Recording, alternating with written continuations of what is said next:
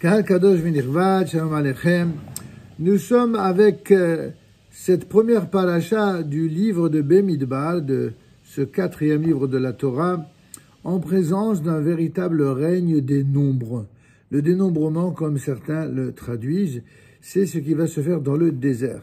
Ainsi, nos maîtres vont mettre en avant, en exergue le fait que là où il y a un véritable désert moral et spirituel, il ne reste plus que le chiffre et les nombres. Mais il n'y a pas que cela comme message. Ainsi, il est dit dans la Torah, faites le relevé de toute la communauté des enfants d'Israël, selon leur famille et leur maison paternelle, au moyen d'un recensement nominal de tous les mâles, comptés par tête. Ainsi, dans le premier chapitre de Bemidbar, au 2e verset. C'est grâce à ce verset que nous pouvons comprendre pourquoi le 4e des 5 livres du Pentateuque, de la Torah, est appelé en français le livre des nombres. Appelé en hébreu Bemidbar, littéralement dans le désert, le livre des nombres débute par le recensement détaillé des enfants d'Israël, tel qu'il est intervenu après la sortie d'Égypte dans le désert du Sinaï. La Mishnah elle-même, qui est, comme vous le savez, la quintessence de la loi orale transcrite par écrit, relate ainsi qu'à Yom Kippour, on lisait dans le temple de Jérusalem un passage de ce qu'on appelle Chumash Pikudim. Voir ainsi le traité Yoma au 7e chapitre, faisant mention du comptage du peuple, du décompte du peuple. Dans notre propre section shabbatique, dans notre propre sidra, ce ne sont pas moins de 44 versets que la Torah emploie pour décrire le recensement des 12 tribus. En fait, nous pourrions à juste titre être assez surpris par la longueur de ce décompte et surtout par son caractère très particulier, pour ne pas dire problématique.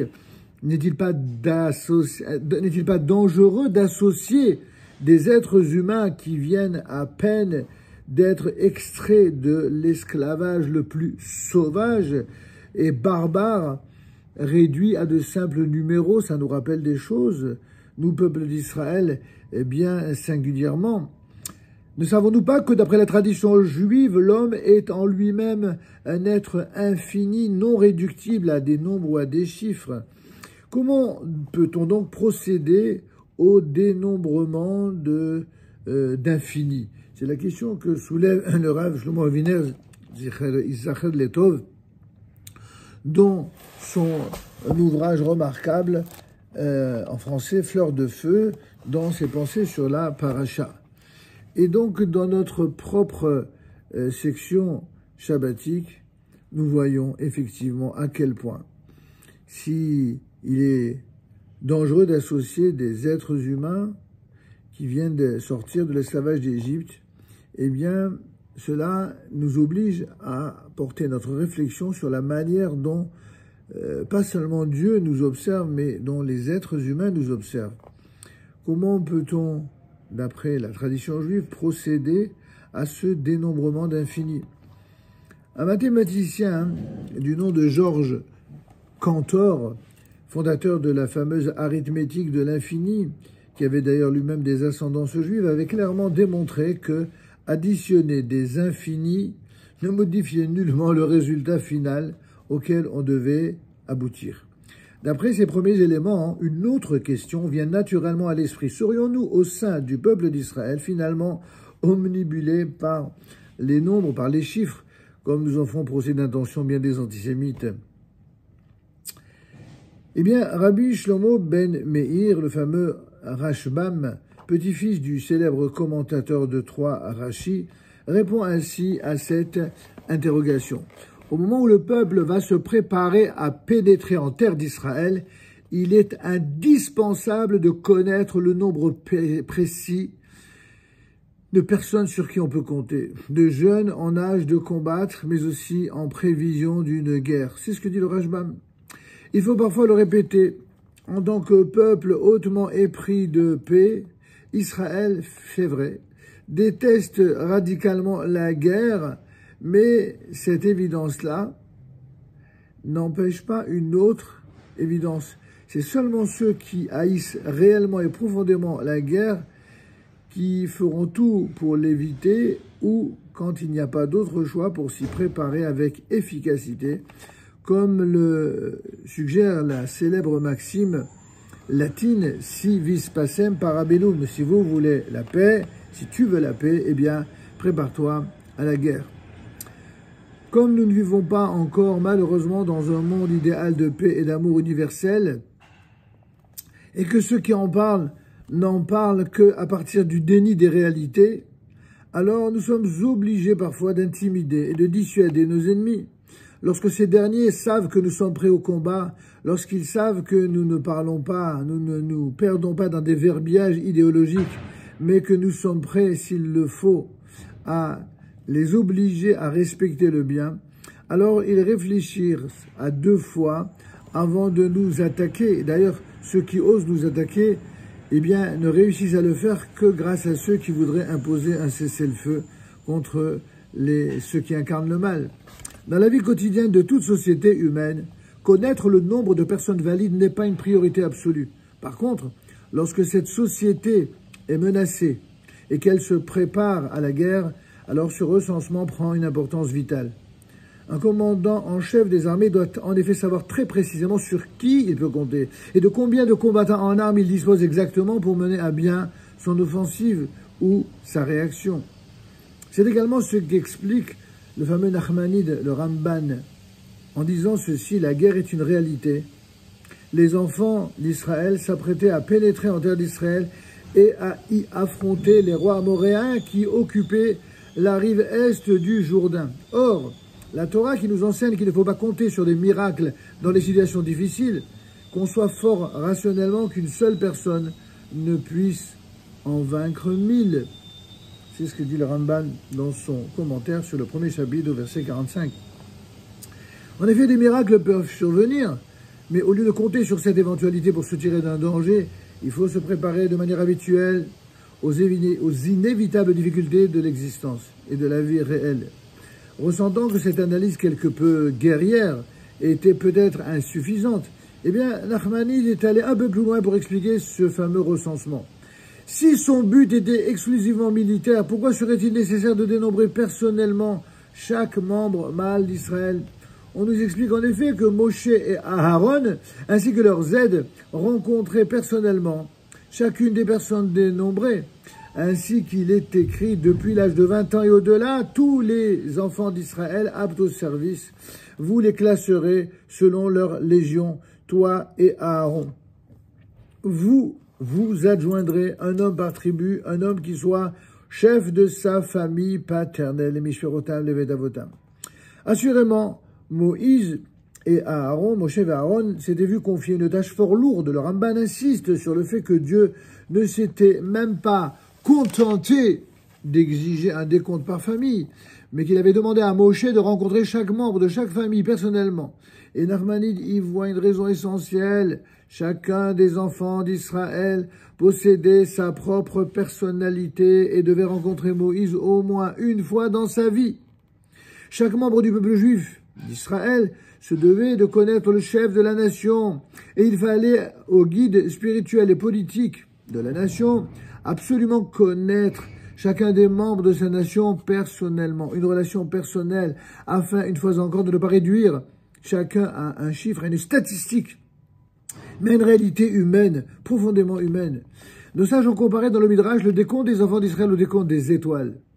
Comme il est écrit, il dénombre les étoiles et il leur donne à toutes un nom, comme on le voit dans les psaumes 147, 40 et Al-Kushimoni au début de Shemot.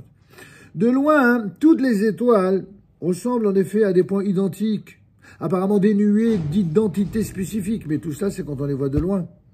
En fait, chaque étoile possède sa particularité, sa singularité qui la fait distinguer de milliards et de milliards d'autres étoiles. Ainsi, chaque homme d'Israël est assimilé, d'après la tradition, à une étoile. De loin, il n'est qu'un tout petit point dans l'univers. Ainsi, il y va d'ailleurs des Juifs, mais également de sa terre. Quand on voit dans un globe terrestre, qu'est-ce que c'est qu'Israël? C'est tout petit.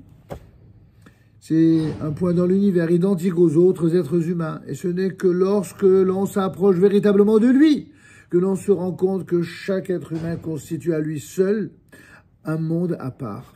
Voici le texte de la bénédiction rarissime que la halakha, la loi juive traditionnelle, prescrit de réciter lorsqu'on a le mérite de voir plus de 600 000 juifs réunis, notamment en Israël, mais pas seulement.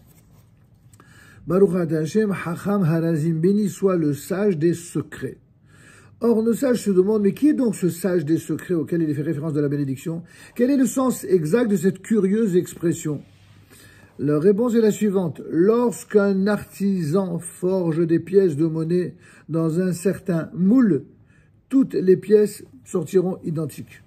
Il n'en est pas ainsi pour l'humanité. Dieu a fait se reproduire son peuple à partir certes de la même source, pourtant.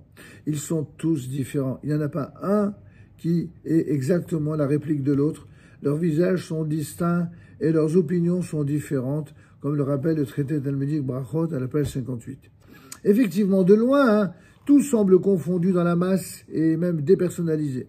Ainsi, si des milliers de personnes se réunissent, nous pouvons redouter que celui qui les observe risque de ressentir un sentiment tendant à annihiler l'individualité de chacun d'entre eux, une tendance qui pourrait mener tout droit à ce que les sociologues appellent une sorte de psychologie de masse. Vous savez, c'est quelque chose qui est adoré, cette théorie-là, par les grands idéologues, les grands manipulateurs d'opinion, mais aussi les grands organisateurs de manifestations publiques et dans les rues. C'est pourquoi il nous est enjoint de prononcer une bénédiction spéciale qui nous met en garde contre ce risque de dépersonnalisation. Elle vient nous appeler qu'il existe une différence secrète et fondamentale dans les tréfonds de chaque âme et que c'est cet aspect-là de la personnalité de chaque individu qui différencie véritablement les êtres. C'est là le miracle, entre guillemets, du Hacham Harazim, du sage des secrets. Deux interprétations peuvent donc être faites de ce dénombrement des enfants d'Israël dans le désert du Sinaï. La première est d'ordre technique. S'il est inévitable de devoir se mesurer à des ennemis, il est fortement nécessaire de connaître précisément les forces dont on dispose.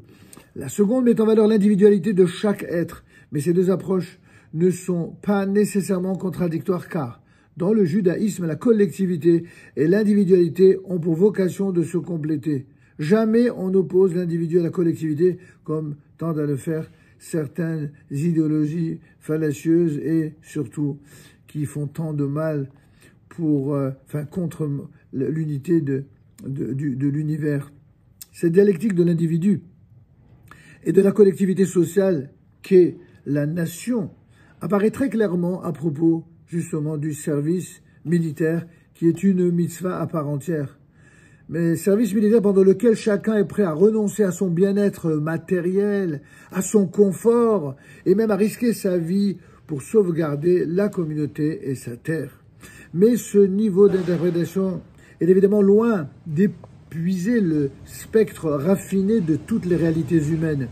Car en fin de compte, chacun de nous, comme on l'a rappelé tout à l'heure, est un infini. Et c'est pourquoi Moshe Rabbeinu ou Moïse se devait d'avoir ce contact personnalisé avec chacun des enfants d'Israël.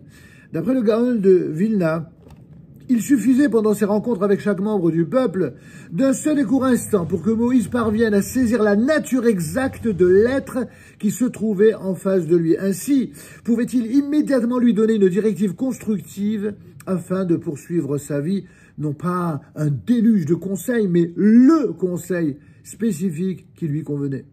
Nos sages disent d'ailleurs que Dieu nous compte par amour. Dans Bemidbar Rabbah, le Créateur aime le peuple d'Israël dans sa globalité, mais il aime également chacun d'entre nous d'un amour particularisé. On avait un jour demandé à un éducateur qui avait lui-même beaucoup d'enfants, lequel d'entre eux il préférait. Répondant à cette question, entre guillemets, bête et méchante, il expliqua avec amour et profondeur, je préfère celui avec lequel je me trouve au même moment, au même instant. De même,